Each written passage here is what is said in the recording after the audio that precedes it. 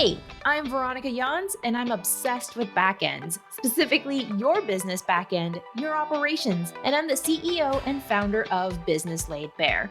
We're a digital operations agency that builds well-lubricated and orgasmic operations so that your business is pleasurable, productive, and ultimately profitable. Because when you feel good, everything else feels good too, like your team, your customers, and your bank account. I mean, who doesn't want to consent to that? This podcast gives you the tips, interviews, and mindset shifts on how to run your business and its operations so that it's immensely pleasurable, productive, and profitable. So, ready to whip your business into shape with me? Let's get it on. Welcome to the latest episode of The Business Whip. I have with me Hunter here, who's going to chat about so many amazing things regarding marketing. And I personally adore your origin story, so I would love for you to talk about it. But yeah, the stage is yours. Hunter, introduce yourself. I am so excited to be here. So thanks for having me, Veronica. I'm Hunter Niland Welling, founder of the AgenShe, and I provide marketing consulting and CMO services for high-end service providers who want to stay booked out with really premium clients and get to focus on the parts of their work that they love the most instead of just the marketing part. Snapping my fingers. Okay, so first of all, I realize I do a lot of air quotes, but in podcasting, you don't ever see that. So I'm just like narrating snapping fingers. So the reason why I wanted to bring you on the podcast today was because, well, there was two things, and I'm selfish and I want to get to know you better. But like, you brought up the concept of recurring intensives, and I'm just like, what? And that is like getting you all hot and bothered, and it feels so pleasurable to you. So it's like, how did you come up with this idea?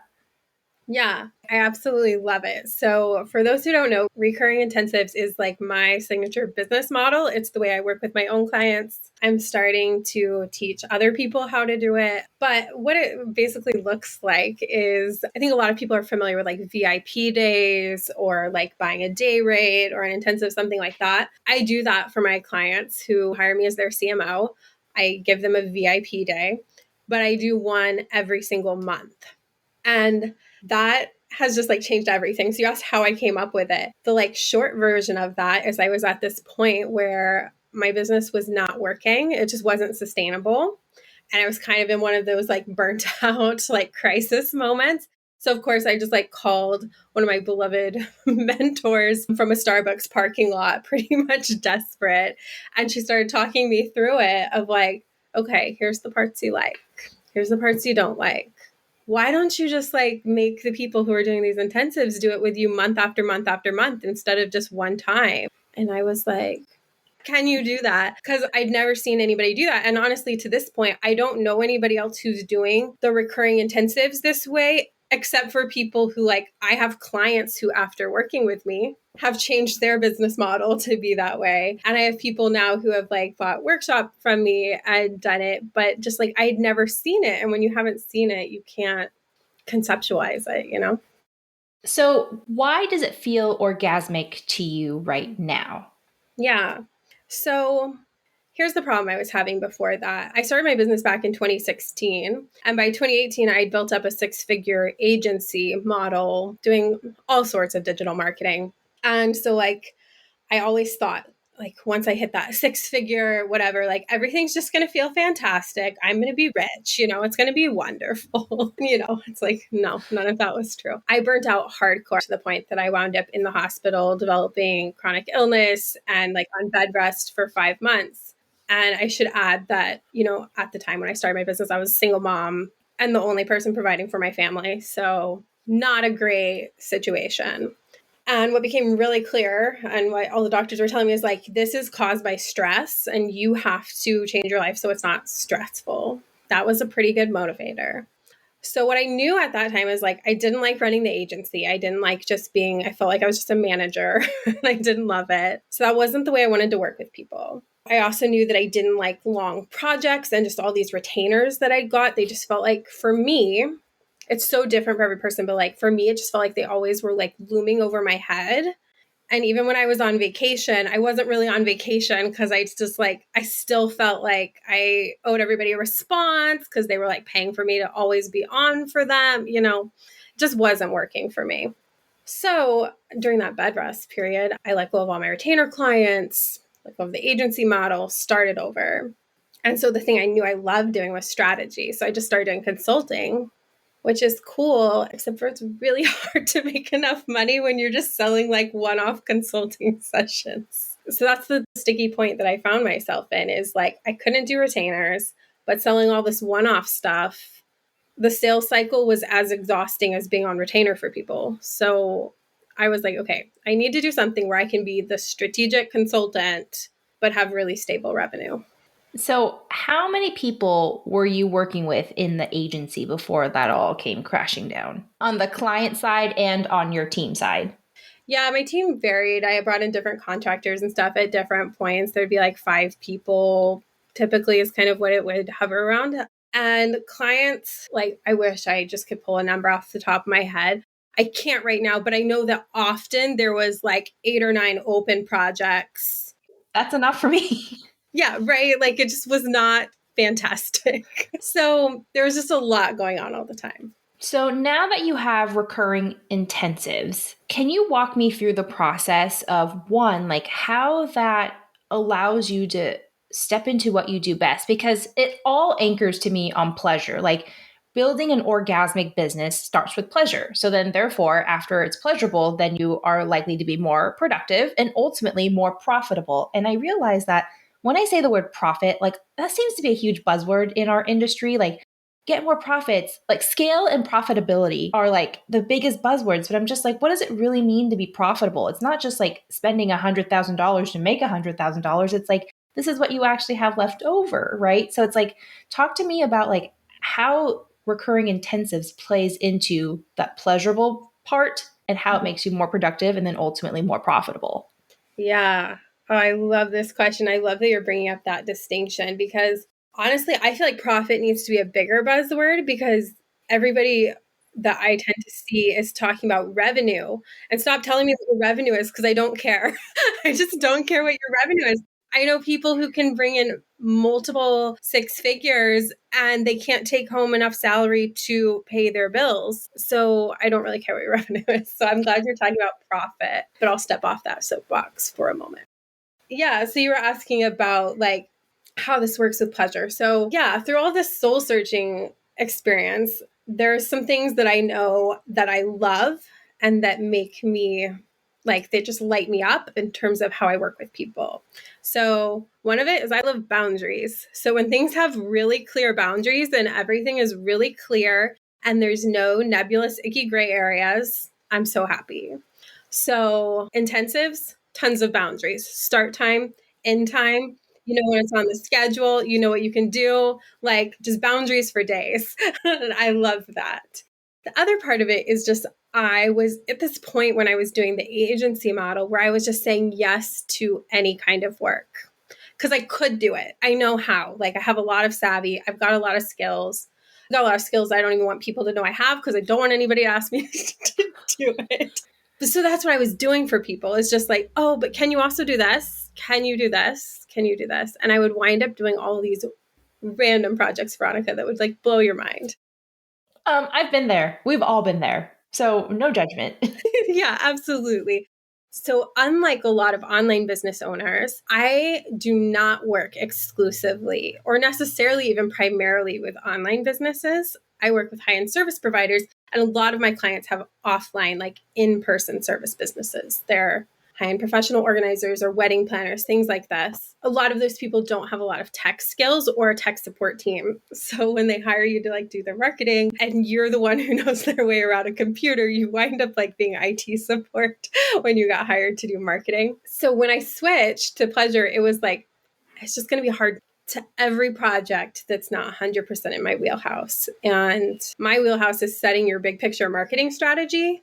It's helping you make that a reality in the day-to-day so that it doesn't just stay like a cool planning Google Doc on your computer. Like you actually know what you need to do to make it real. And then the third part, and what I love so much about my work is I think a lot of people who love to do strategy maybe don't like doing a lot of like more implementation and like actual creation. And I actually really enjoy telling a client what they need for their marketing, and then like making some of those things a reality, like making that messaging real, making that copy real. I love to write. And so when I switched to this, it was just like, I'm going to do this stuff. I'm only going to do this stuff. I'm only going to do it within the boundary of a day. And yeah, like what's not to love?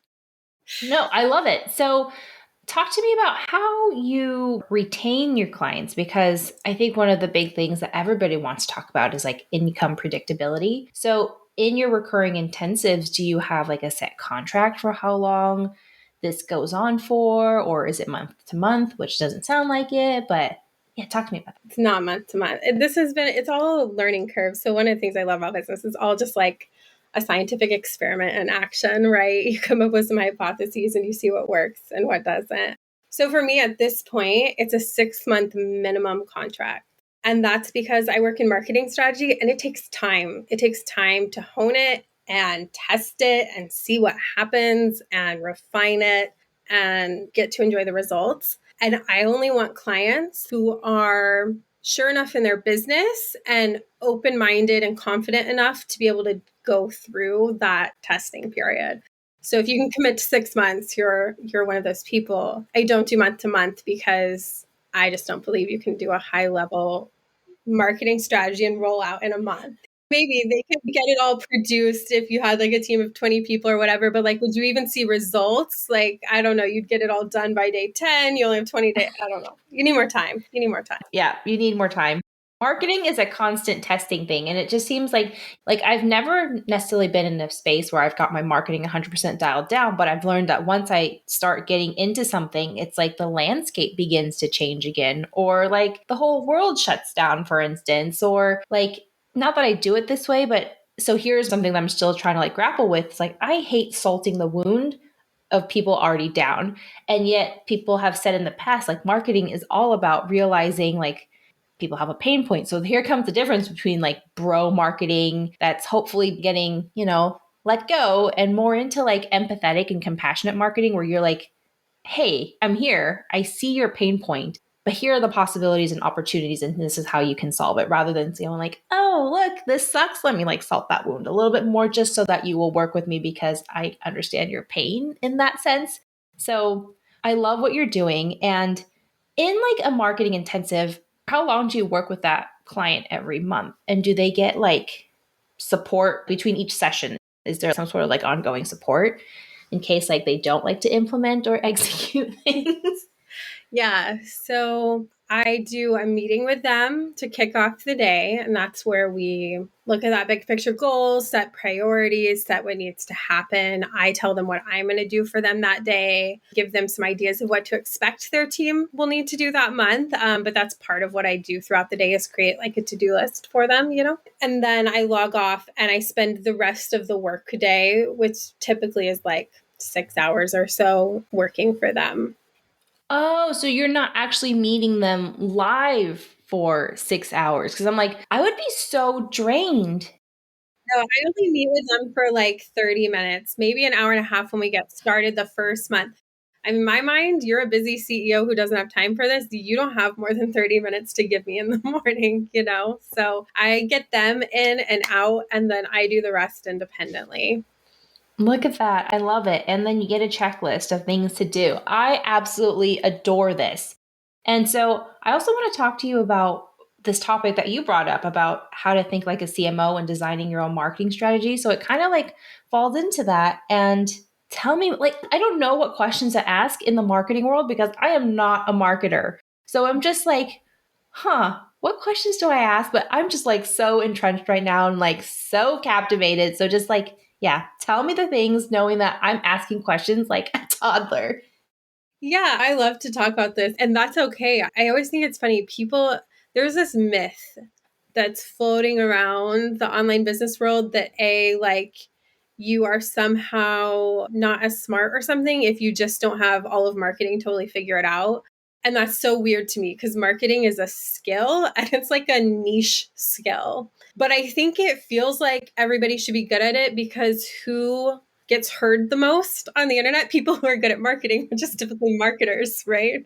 So like the marketers are all being listened to very much, but like I don't know anything about systems. I can't set up a system to save my life. I don't feel too bad about it. I'm known I need to hire people to do that. So I just want to point that out is like, I hear from a lot of people, like, I don't know why I can't just dial in my marketing. I don't know why I haven't figured this out yet. Because it's like a really niche skill. Like you're not just born knowing how to market anything.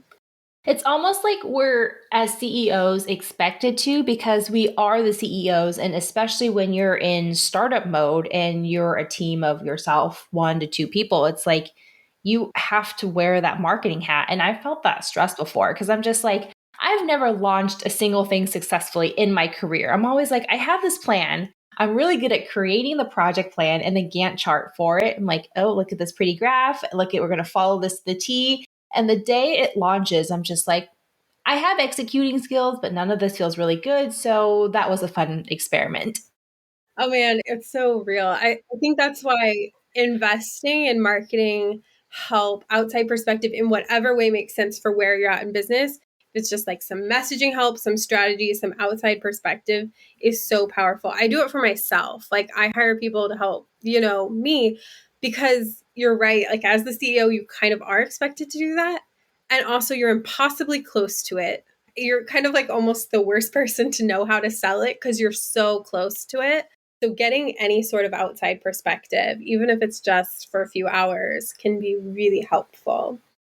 Okay. But so what does it mean to think like a CMO when you're talking about designing your own marketing strategy if you're trying to DIY it? So here, I'm just going to like lay it out. And this is nothing revolutionary. I don't have any silver bullets, never seen one in my life. So I've got none of it. But here's what it is.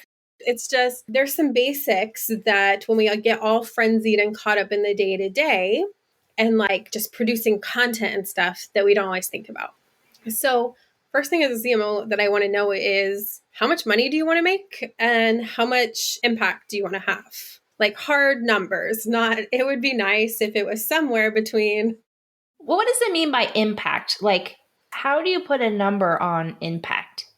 Yeah, I include this one because I didn't always used to include it, but money just isn't always the biggest motivator for people. So I have clients who like their thing is by the end of a year, they want to have started an online movement around a certain topic. And, they want to be invited to X number of speaking gigs about that and whatever. Maybe it's about the terms of the size of your audience or book deal or whatever. Not just about monetary.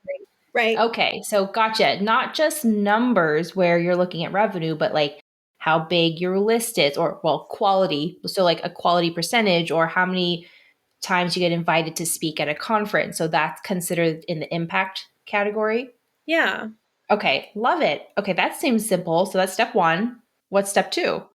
Okay, so then you have to reverse engineer. And the first thing you need to reverse engineer is, does the stuff you're selling actually add up to the kinds of numbers you want to get? You can say, I really want to make $500,000 this year. But if you sell a $1,000 service that you can only do 5 of a year, I can't help. But, and it sounds funny, and like I like to use the hyperbolic terms, right? But this isn't innate knowledge. Like I remember being at a mastermind several years into my business and somebody like talking about my pricing, talking about my packages with some people, and them just being like, well, like, have you ever reverse engineered like the revenue goal you're after to these packages? Does that make sense? Like, do they connect? And I was like, no, I've never done that. I've been in business for 2 years and I've never seen if the math adds up. So it's important. It's not an innate knowledge. So that's why I like to start there. Make sure it makes sense. If it doesn't make sense, you've got to do some foundational business ecosystem work that's not necessarily a marketing thing. You need to work on your offers or your team or, something to make that gap fillable. The third thing then is just like looking at where you are right now, where you want to be, what's the gap, and start breaking it down. What needs to happen this year, this quarter, this month, this week to get you taking incremental steps there? Because you're not going to make that $500,000 leap or whatever it is in a week or a month. It's going to be a process. And what I see too many people do is set really big goals, just hope it happens. throw a lot of content out there, just keep hoping that just magically they're going to get there. It's just going to happen. And it doesn't. You got to take all those little intentional steps. Oh, I love this so much. So just 3 easy things, folks, that you can get done. Kidding. So when you're doing, so I'm going back to your marketing intensives, your recurring intensives. And in terms of like the consultation / the sales process, like, do you book out like at the beginning of the year? Or is this more like you spend like some time or a few quarters and then you're like, that's it. This is like my client load. Which, by the way, how many clients do you have at any given time for your recurring intensives? Yeah. Okay. So a few layers to these questions. So I never take more than 6 clients at a time. That's how many I like to work with. And I started doing this in 2019. And honestly, like I've just always had pretty much a wait list. This January was the first time that I had narrowed down how many clients I took last year because I was like homeschool mom there for a hot minute. Like, you know, we've all lived through it. I'm not going to give anybody flashbacks on this podcast. So I had narrowed down my client load at the beginning of the year. And then in January, I was like, okay, I can take some more clients. And that was the first time that I'd opened it up really beyond like my wait list ever. And I just honestly asked one client if she knew anybody who needs it. And she gave me a shout out, and I filled that all up in a couple of weeks. So the answer is, I guess, it's just always been full. No, this is amazing. Like, you just blew my mind that a VIP day didn't have to be like with them the entire day. Like, you could just like spend 90 minutes with them and you're giving them that VIP time by just focusing on their business, not necessarily like you needed to be all up in their business on camera with them. Because that's what I had always imagined when I did intensives and stuff with people. Like, we were always on the call together. So this is blowing my mind and I love it. And I have a question for you in terms of marketing.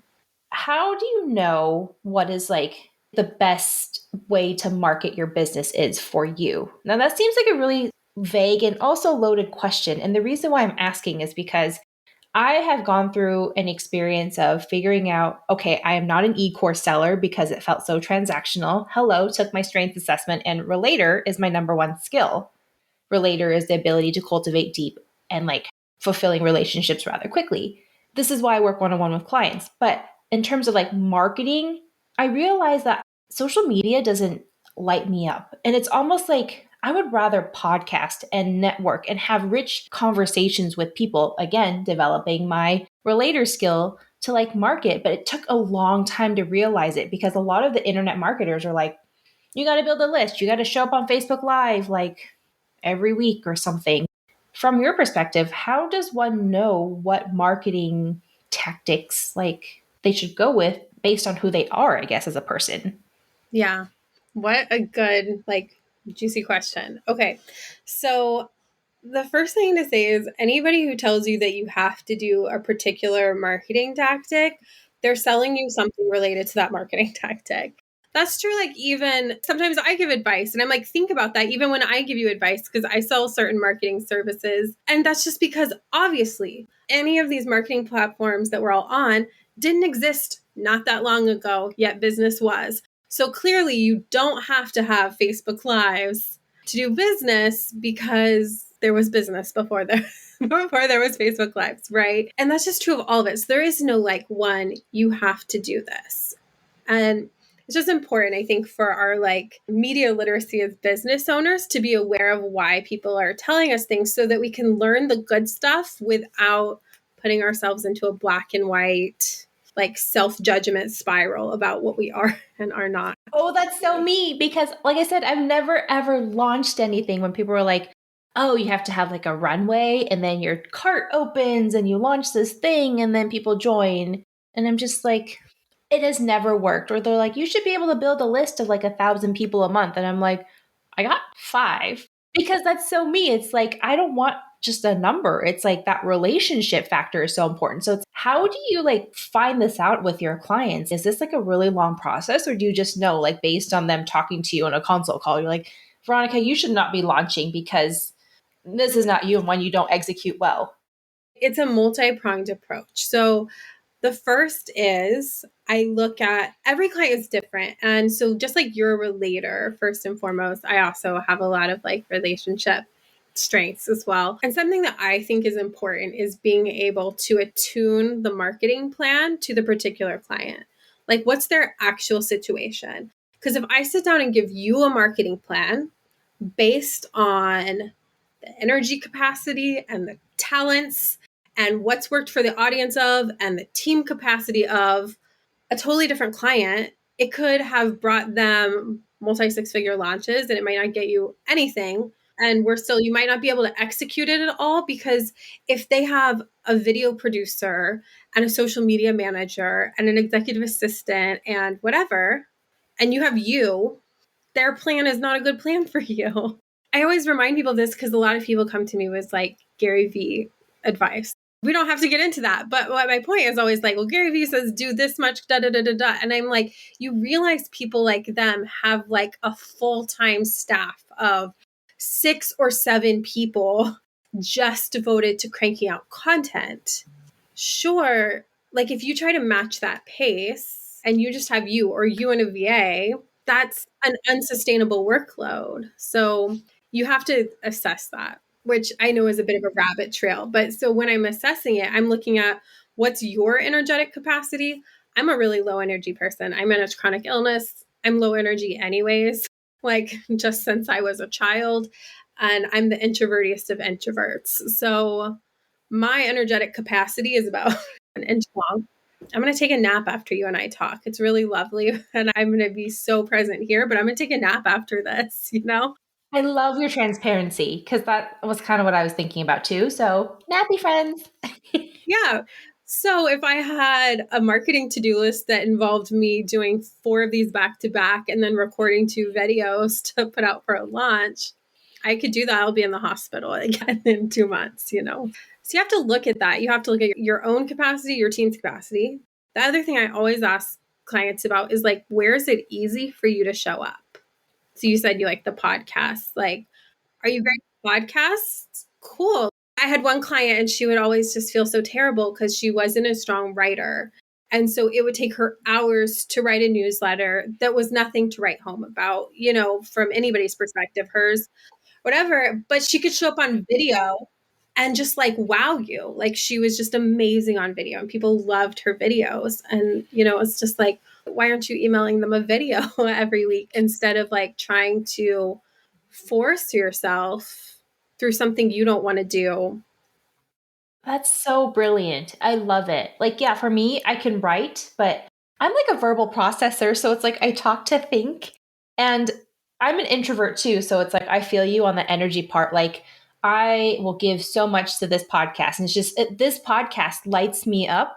But at the same time, like, I'm going to have to, after this, because I'm giving 100% to you. And I've just enjoyed chatting with you so much. So thank you for saying that. It's just like, but afterwards, it's like I gotta go recharge and I gotta like go nap or do something and then we'll get back to it. But it's just like I would rather show up and talk to people like this, like you, and learn from you, learn who you are, learn what you're about, hear what you're so excited about, and just to have like a really enriching conversation. Because apparently I never run out of things to say. I've always been like that type of person who has so much anxiety. No, this is like transparency. Like I have so much anxiety around silent time because that's how I was brought up. Like, if you are quiet for like a split second, that means that you're stupid or dumb or you don't know how to have a good conversation. And I'm just like slowly to this day learning to unpackage and undo that like stuff and unpackage it. I don't really want to I can do videos. I mean, because I love being on video anyways, but like talking into the void sometimes, meaning like shouting into the void, I can do it, but energetically, it's not as enriching. And you can totally see when I'm interviewing somebody versus having my own episode. It's like, it's so much different and better. And sometimes, I even said this a couple weeks ago, I was like, everyone else is doing solo podcast episodes and recording YouTube videos, and no one's bitching and complaining that they're shouting into the void. So why am I such a baby? And maybe I need to like buck up. Oh man, isn't the big old pile of trash we feed ourselves every day about everything like that? I don't know. I feel that all the time on all all the levels. Like, I should just be able to do this. This isn't hard for anybody else. And it's also like, Or they don't complain. I was going to say, or they do complain all the time, just not publicly to us. You know what I mean? Like, they have group chats and friends and partners, and who knows who their therapists, who knows who they're complaining to. It's easy to think that we're the only one who just is like somehow uniquely failing at everything. And it's just like, no, this is a shared experience. So that I love that you were transparent about that. Thank you. You make it really easy to be transparent around.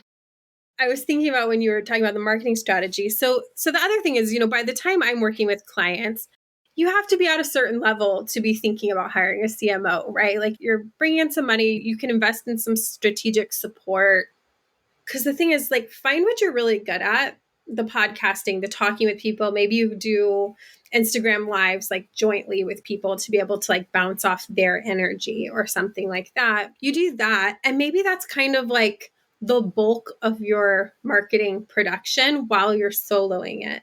Because the magic kind of happens of once you can bring in some team. I typically work with my clients to find the one way they are great at producing content. And then I take that and turn it into a million different things. So if they love video, I can take what they say on video and make it Instagram captions and make it emails and make it Instagram stories and, whatever. That does not light me up at all. Yeah, because it doesn't have to. Because there comes a point, right, where your business hits a part where maybe you do want to be showing up in more places, but they're not all your skill set. So you show up and you create the kind of stuff you're great at creating, and then you let your team and the people you hire turn that into other things, because there's just nobody who likes doing all of those things. No, it's very rare for somebody to have that vision and that execution skill. And I can execute, but oh my God, does it take so much energy? And I would rather like go do chores or something than to like create Instagram stories, unless it's a picture of what I'm cooking or my dog. Right. I'm always like, does anybody know another me for me? Because I need to hire. No doubt. Okay, so I could talk to you forever. In fact, I would love to talk to you forever, but we can't. So I want to make sure I'm cognizant of our time. And I want to go into a section of the podcast where we now talk about like what's currently not orgasmic in your business, because I believe in transparency. Like, I hate the whole social media highlight reel where everyone's like doing just fine and really we're all like fucked up and like, that story. So it's like, and we hide it. So I'm like, I don't want us to hide, because the whole point of this podcast is to teach people how to build a pleasurable, productive, and profitable business. And yet we have to also see the negatives and not only just keep it negative, but like, what are the plans of making it positive so that it becomes orgasmic if it's not right now? So would love for you to talk more about that part of your business. I think for me, the biggest thing that is like at a tipping point where I'm looking to change things, it's just always team for me. That's the thing I'm still figuring out. I've done it different ways, been in business for 6 years, and I've kind of been all over the map with it. And now that I'm in this different business model, figuring out what kind of support I need to stay really energized and deliver a great experience without burning out. Hiring those people, figuring out how to outsource to them effectively and like be a good communicator with my team, because that's like a whole different thing than being a great communicator like in public. That's kind of where I'm at, like figuring that out. And just being at that kind of uncomfortable point, I'm sure other people can relate, where I've had this happen a few times, where you start hitting a ceiling where it's like, you need to take some big leaps in terms of investments and stretching and visibility to hit that next level, but you're not like quite there yet. So it's like not comfortable. I'm in that spot a lot. And is there any, what goes into that big leap? Like, what are some of the things that you've asked yourself? If I may ask. Yeah, absolutely, you can. I'm an open book. So I think for me, what it's been mostly about, and I say this a lot and it might sound cheesy, but I'm just kind of like over the point of caring, is that for me, it's just all been about learning self-trust. I think that's all of what business is. It's maybe what all of life is. I'm not sure. Self-trust is a big one. So for me, it's funny whenever people ask what are the best investments I've ever made in my business, like in full transparency, it's like therapy and life coaching and that kind of stuff for me, not for business. That's the best stuff I do because that's what makes me trust me more. And then when you're at those uncomfortable growth edges, like I am right now, and having to make some big leaps without any sure guarantee that that'll work out, you can get over that better. I love this. I love this. And especially as women, like our intuition is strong. And I don't have to go into all of this now, but it's like my intuition was like pretty much cut off from me because I went through abuse and a lot of trauma. And I was just like, oh, if listening to my intuition caused me this, I should just stick with logic. And the moment intuition came back, it's like, you just got to run with it. And for me, it's like, I know when shit's good, when my nose starts running or I start crying. So I almost want to like have this theme around follow the drip, like hashtag follow the drip. If my nose is running, it's like a sign I need to be running towards whatever that thing is that's causing my nose to run. So it's like, for me, intuition, trusting myself, that just hit home a lot. So thank you for that. Okay, so before I let you go and, promote, I want you to tell us where you can find you and all that good stuff because I want people to find you. Tell me, because this is an operations thing and, I'm an operations person. Tell me what has been the best system that you've created or implemented for your business that has just made everything amazing. Like, curious minds want to know. Question is so awesome because it's really funny. I rely on systems so deeply to keep my head about me in any sort of way. And also the way you were talking about marketing, they are just totally foreign to my brain. Like you asked me to come up with a system for something and I'm just like staring at it like I'm trying to read Polish, which I have no business trying to do. So with that said, I think for me, the most helpful system has been, I actually implemented, my friend Tracy Stanger has a Trello planning program for your business called Plan Your Year. And she kept telling me to use it. And I kept being like, okay, Tracy. But Tracy's always right. Whenever she tells you to do something, you should probably do it.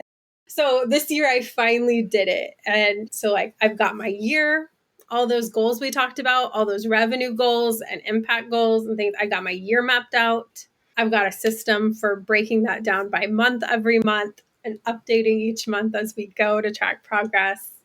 And that has been a lifesaver because me having those visual reminders of where I'm at so that it's not just all in my brain.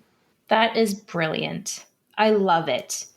This has been amazing. So thank you so much for coming on to the podcast and sharing your story and wisdom with us, Hunter. I'm so grateful. So where can people find you? Yeah, so I am always on Instagram way too much, according to my weekly screen time report. So I'm at the AgenShe over there. I know it's a tongue twister. So come say hi on Instagram. If you're following from over here, like drop me a voice memo or a message to, to say that you followed from here and what you're up to. I love to connect with people. And while you're over there and you're checking things out, my business is the AgenShe. I've got a workshop on how to launch your own recurring intensives if you're any sort of service provider, consultant, or coach thinking about that. Yeah, and lots of other fun free treats. I love it. And are you still working through your wait list if people want to work with you? Yeah, so if you hit my website, there's a link to reach out and apply. And I always take those applications. If there's a spot, I let you know and we can set up a call. Otherwise, I will just let you know that we're on a wait list. But always happy to talk to anybody who's interested in that. Love it. Thank you so much, Hunter, for being on the show today. And as a reminder to everyone, including myself, if it's not orgasmic, don't fucking settle. So that's it. Thanks so much. Thanks for listening to The Business Whip, hosted by yours truly, Veronica Jans, CEO and founder of Business Laid Bare. If you enjoyed this episode, spank that subscribe button in whichever podcast app you're listening in and share this with your friends. Your support means everything. So thank you from the bottom of my butt because let's be real, it's so much bigger than my heart. I'll see you in the next episode.